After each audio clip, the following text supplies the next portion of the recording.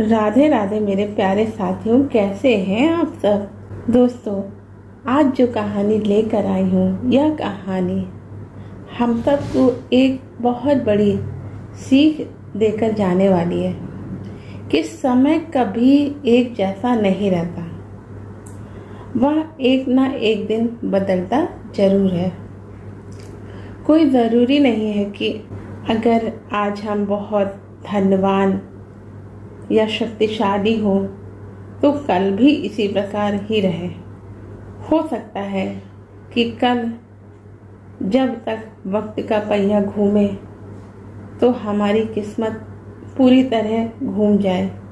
इसलिए इंसान को कभी भी अपनी हैसियत का घमंड नहीं करना चाहिए और जितना हो सके उतना दूसरों की सहायता करनी चाहिए, क्योंकि अगर आज हम अच्छे समय में दूसरों की सहायता करेंगे तो बुरा वक्त आने पर कोई ना कोई हमारी सहायता के लिए अवश्य ही खड़ा नजर आएगा। तो ज़्यादा समय ना गंवाते हुए चलिए कहानी की शुरुआत करते हैं। किसी समय में विमला, उनके पति राजीव, एक प्यारी सी बेटी राधा प्रेम पूर्वक एक छोटे से गांव रामपुर में आलीशान जीवन व्यतीत कर रहे थे।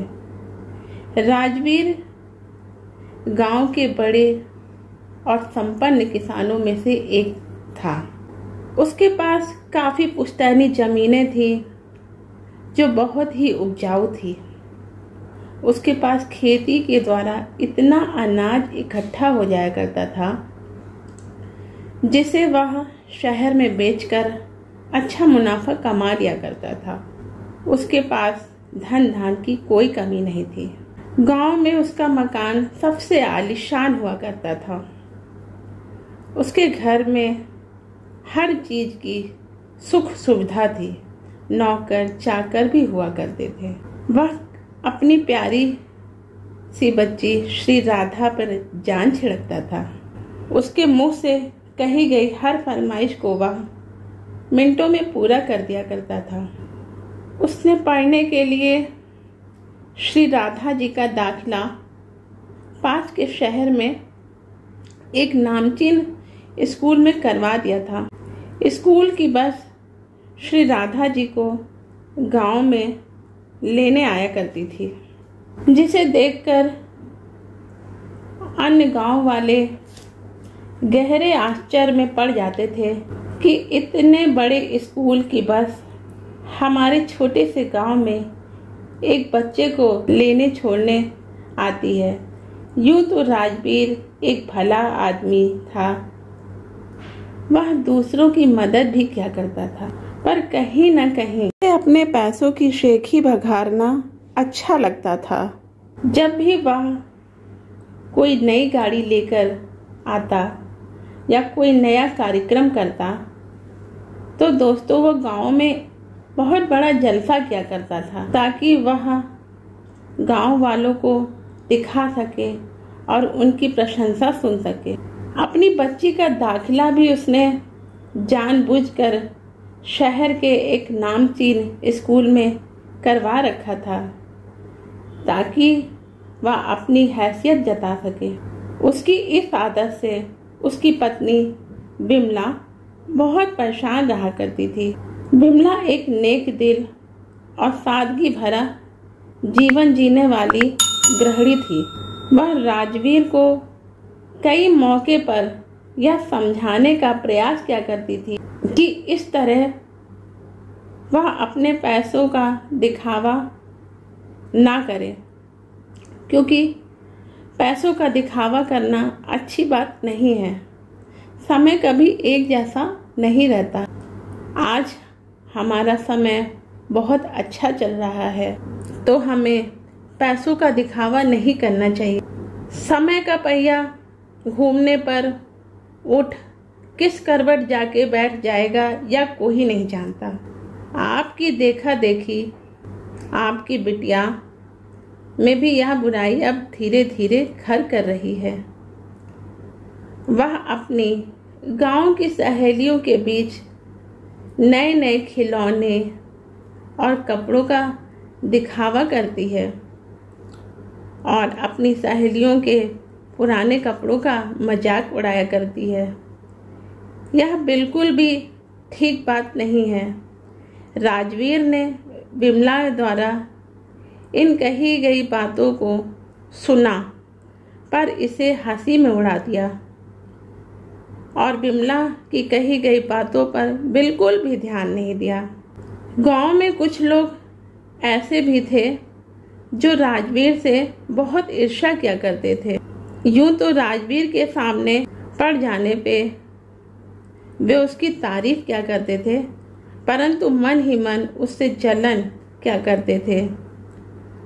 वे उसका अहित होता हुआ देखना चाहते थे। तो दोस्तों, इसी प्रकार के कुछ व्यक्तियों ने षड्यंत्र रचा। उन्होंने धीरे धीरे पहले तो राजवीर को शराब की लत लगवाई, फिर उन्होंने उसे जुआ भी खेलना सिखा दिया। धीरे धीरे शराब और जुआ खेलने की लत राजवीर को अपने वश में करने लगी। अब राजवीर खेतों पर जाना और काम देखना लगभग बंद सा कर देता है। अब वह सुबह उठते ही अपनी गाड़ी को लेकर सीधा शराब के ठेके पर पहुंच जाया करता था और उसके आवारा साथी उसे जुआ खिलवाने ले जाया करते थे। धीरे धीरे खेतों पर न जाने के कारण नौकर भी अपनी मनमानी कर लिया करते थे। वे अनाज चुराकर बेच दिया करते थे, जिसकी राजवीर को भनक तक नहीं लगती थी, क्योंकि वह दिन भर शराब के नशे में ऐसा मस्त रहता था। कई बार तो उसे इतना भी होश नहीं रहा करता था कि वह अपने घर को जा सके। धीरे धीरे उसकी आर्थिक स्थिति खराब होना शुरू हो गई। अब उसने धीरे धीरे घर के गुजारे और शराब और जुए की लत को पूरा करने के लिए अपने खेतों को बेचना शुरू कर दिया। दोस्तों, कुछ ही वर्षों में देखते ही देखते उसका सब कुछ बिक गया, यहाँ तक कि वो लोगों का कर्जदार भी हो गया। स्कूल की फीस न भर पाने के कारण उसकी अपनी इकलौती बच्ची का नाम स्कूल से काट दिया जाता है। लेकिन इतना सब हो जाने के बावजूद भी, विमला के लाख समझाने पर भी राजवीर के अंदर कोई बदलाव नहीं आता। उसके जुए और शराब की लत ने उसका सब कुछ तबाह कर दिया था, यहाँ तक कि उसको 2 वक्त के खाने के लाले भी पड़ गए थे। जो दोस्त पहले उसकी चाटुकारिता किया करते थे, अब उसे सामने आता हुआ देखकर रास्ता ही बदल लिया करते थे। धीरे धीरे दोस्तों की बेरुखी और पत्नी द्वारा समझाए जाने पर राजवीर को भी अपनी गलतियों का एहसास होना शुरू हो गया था, पर अब बहुत देर हो चुकी थी। उसकी बुरी आदतों ने उसका सब कुछ उससे छीन लिया था, यहाँ तक कि अब उसकी छत भी उसकी नहीं रही थी। उसका मकान गिरवी था। वह अपने द्वारा किए गए बुरे कर्मों का प्रायश्चित करना चाहता था, पर उसे कुछ समझ में नहीं आ रहा था कि वह कहाँ से शुरुआत करे। इन्हीं सब उधेड़-बुन में लगा हुआ राजवीर अपने बोझिल कदमों के साथ घर पहुंचा और